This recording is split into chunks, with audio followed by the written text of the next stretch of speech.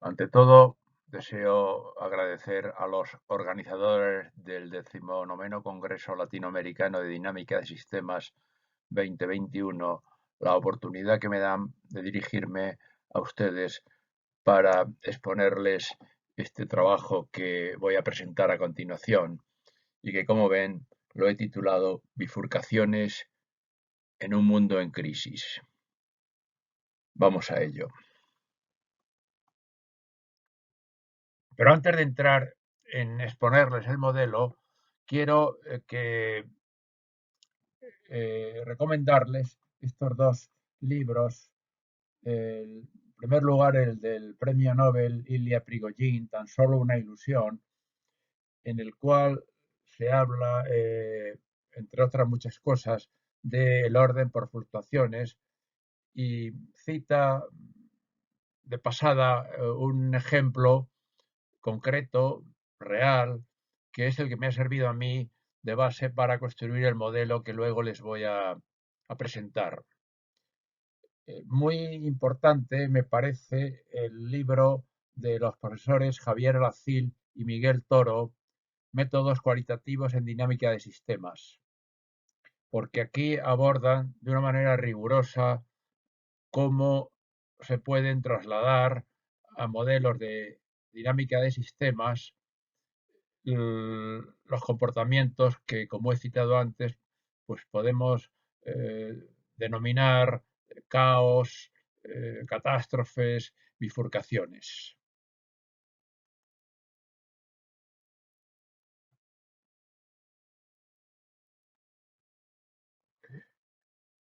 El modelo que voy a presentar está basado en, en los experimentos que hicieron estos profesores que pueden ver aquí en la diapositiva, de la Universidad Libre de Bruselas, y que, como he mencionado antes, pues es citado de pasada por el premio Nobel Prigogine. Pero vamos a ver en qué consiste de una manera somera el trabajo que estos biólogos realizaron. Ellos localizaron un hormiguero y pusieron una fuente de alimentación, que ven aquí a la izquierda,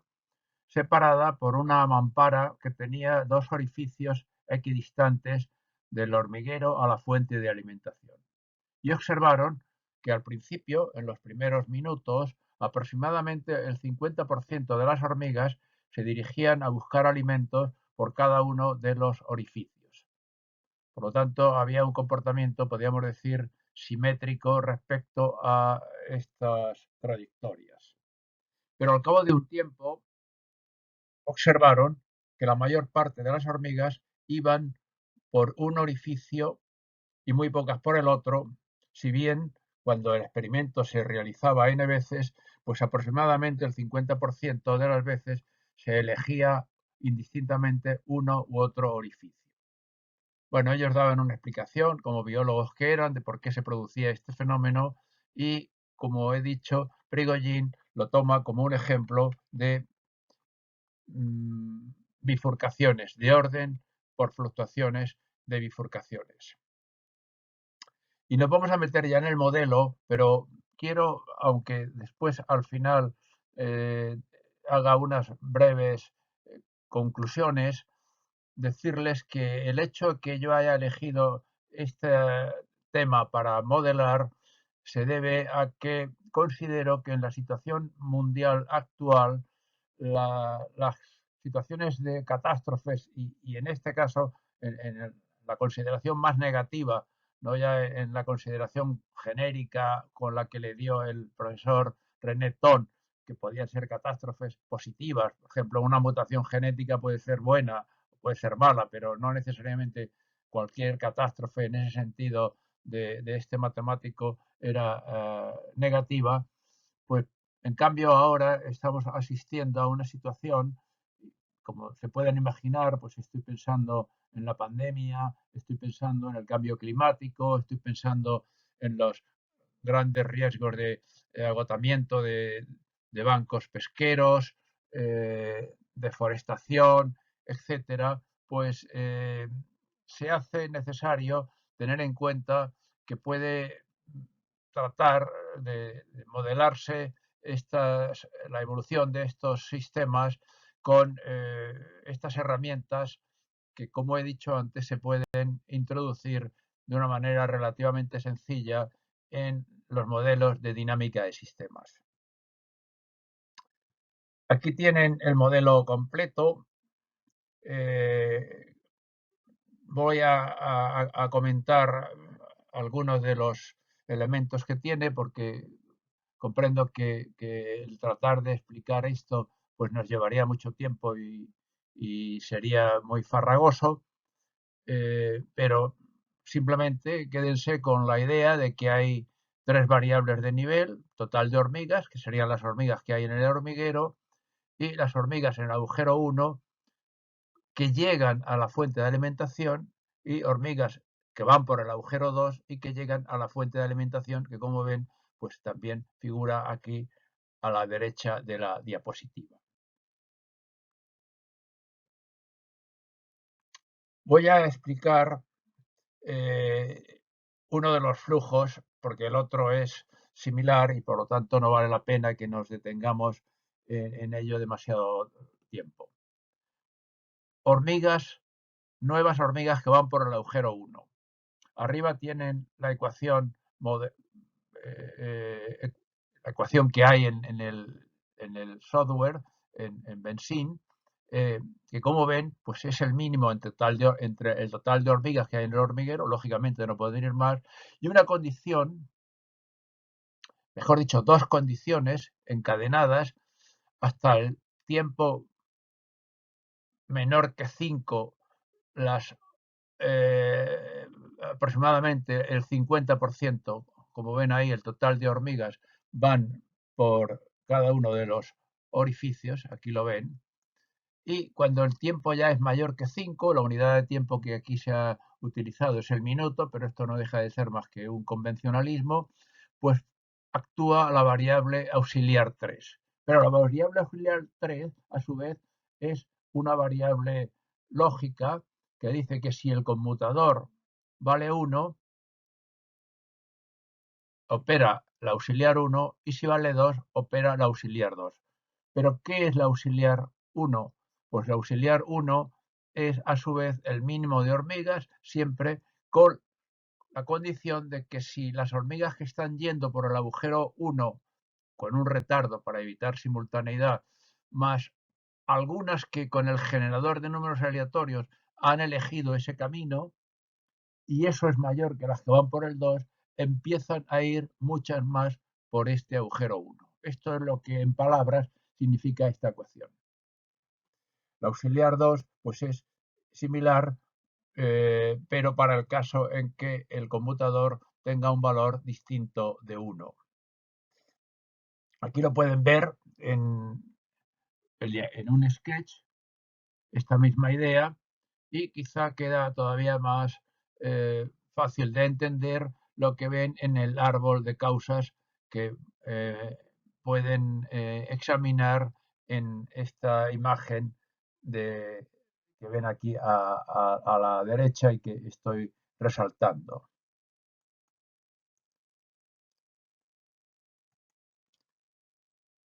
Bien, lo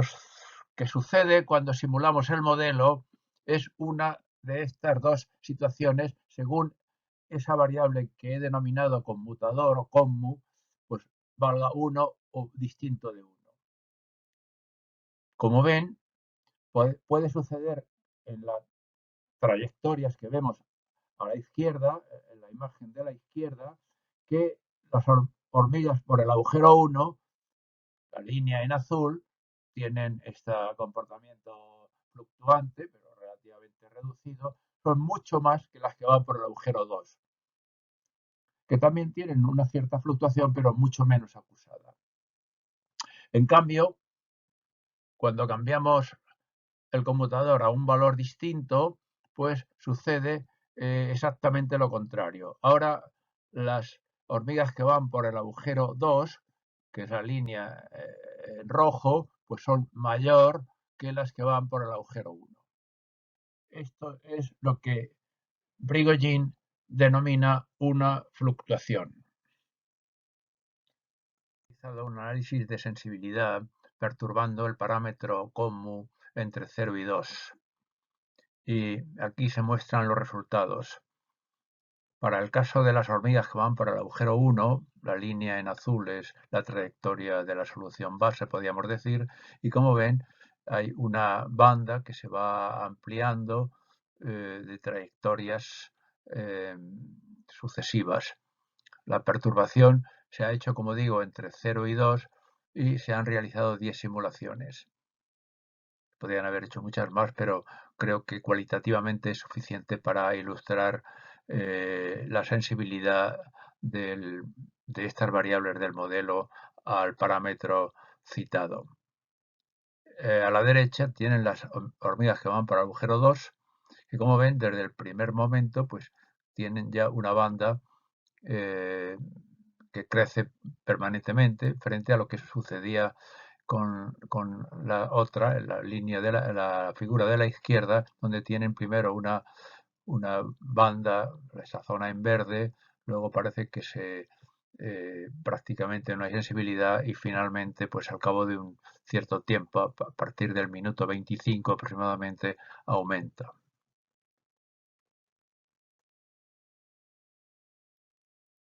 Ahora les pongo un ejemplo que ya es diferente al modelo hormigas que hemos visto antes, que se refiere a un ejemplo extraordinariamente sencillo, una población, pueden pensar en población de cualquier especie, la que tanto animal como vegetal, que crece en función del valor que tiene en el periodo anterior y un parámetro. Como ven, este modelo extraordinariamente sencillo, cuando se perturba el parámetro en valores relativamente reducidos, en una banda de valores relativamente reducidos, encontramos trayectorias completamente diferentes, porque en unos casos crece y luego decrece y se estabiliza, en otros tipos tienen picos de fluctuación y en otros casos pues tienen comportamientos mucho más homogéneos, mucho más uniformes. Y finalmente, antes de las conclusiones, les traigo este caso que los profesores Aracil y Toro estudian en el libro que les he citado anteriormente, que se refiere a la evolución de la civilización maya. El trabajo está basado en un estudio de un antropólogo, aquí tienen la referencia bibliográfica, que mantiene la hipótesis, naturalmente no es más que una hipótesis que creo que no es universalmente compartida por todos los antropólogos, de que la rápida caída de la civilización maya se debió a que la distribución de población que trabajaba en construir monumentos y en producir alimentos, pues tenía un delicado equilibrio. Los caciques mayas necesitaban construir monumentos para mantener su prestigio, pero naturalmente toda la población necesitaba alimentos para poder subsistir. Cuando se dedicó un número excesivamente alto, un porcentaje excesivamente alto de población a construir monumentos frente a la población dedicada a producir alimentos, se produjo una hambruna y la población se dispersó y acabó desapareciendo en un tiempo relativamente corto para lo que se entiende que son las historias de las civilizaciones. En un modelo más detenido que pueden examinar y estudiar la descripción más pormenorizadamente, pues he construido en mi canal de YouTube dedicado a un taller de dinámica de sistemas con Benzin y aquí tienen el enlace por si les interesa o tienen la curiosidad de examinarlo. En estos gráficos pueden ver lo que sucedió, la línea en rojo, eh, para la población. Como ven, una caída espectacular a partir de un determinado año. Y la construcción de monumentos, pues también tiene una línea de pendiente positiva creciente hasta el momento en que se produce esa dispersión de la población, esa desaparición en términos de civilización de los mayas. El modelo nos permite, con el optimizador del software, pues determinar qué porcentaje óptimo de población debería dedicarse a construir monumentos y a producir alimentos. Estas son las líneas en azul y podríamos decir incluso sorprendentemente que si hubiesen elegido adecuadamente ese porcentaje de distribución de la población, que trabajaba, pues veríamos que la población se podría mantener creciente y, curiosamente, se podrían haber construido más monumentos. Como digo, esto no es más que una hipótesis, pero ilustra perfectamente un caso de teoría de las catástrofes. Conclusiones. Voy a hacer solo dos breves conclusiones que creo que ratifican lo que he venido exponiendo. Bueno, aquí tienen unas imágenes de una catástrofe de cúspide de las que sugirió, creo, el profesor René Thon, y abajo una catástrofe real, si bien no excesivamente grave, pero bueno, pretende de alguna manera ilustrar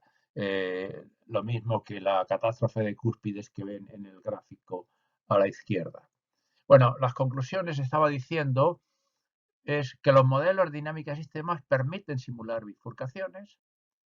y, en segundo lugar, y más importante, en las situaciones caóticas como las que ahora vivimos, es necesario considerar estos comportamientos a la hora de modelar muchos sistemas eh, que afectan al